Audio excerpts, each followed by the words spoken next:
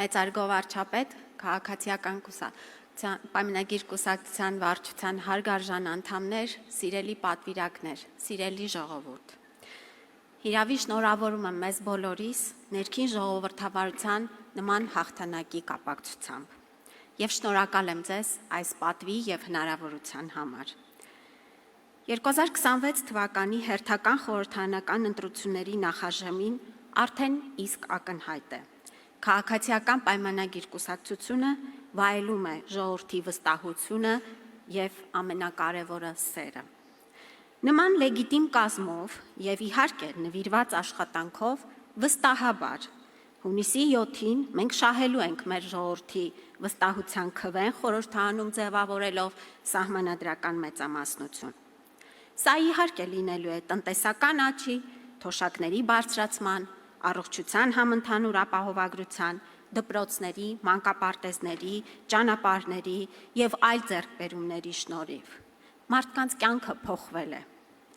Բայց իհարկե պետք է արձանագրենք, որ ունենք ամենակարևոր ձեռքբերումը՝ խաղաղությունը։ 2021 թվականին Հայաստանի մայրերը, ինչպես վարչապետն է ասում, սնուցող մայրերը պատվիրան տվեցին վերջ դնել հակամարտությանը, չկրկնել պատմական նույն արատավոր ցիկլը եւ խնայել մեր երիտասարդների ապագան։ Պահանջեցին, որ նոր սերունդներ չզոհենք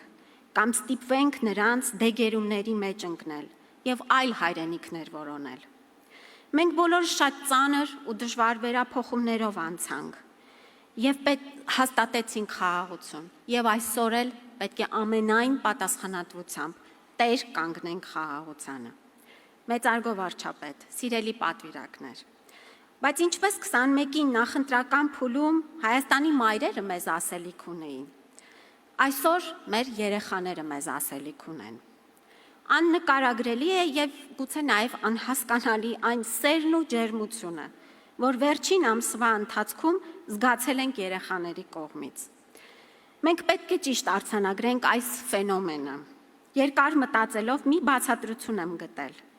Նրանք ենթագիտակցորեն զգում են, որ առաջին անգամ մենք ազատել ենք նրանց զոհվելու կամ դեգերելու բախտից։ Առաջին անգամ իշխանությունը ընտրել է նրանց կյանքի իրավունքը։ Նրանք կարծես ասում են մեզ, մենք ուզում ենք ապրել, խաղալ, զարգանալ, երջանիկ լինել հենց Հայաստանում։ Իրենց երկրի լիարժեք քաղաքացին եւ տերն են զգում եւ մեզնից պահանջում են նախ տեր կանգնել խաղաղությանը եւ շարունակել կառուցել երկիրը,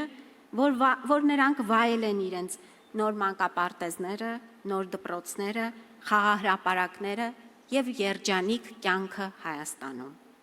Փառք մեր բոլոր նահատակներին, ում շնորհիվ մենք ունենք անկախ, ժողովրդավար, խաղաղ պետություն։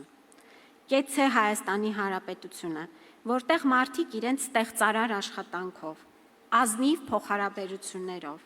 իրար նկատմամբ սիրով ու հոգատարությամբ շարունակելու են կառուցել ներկան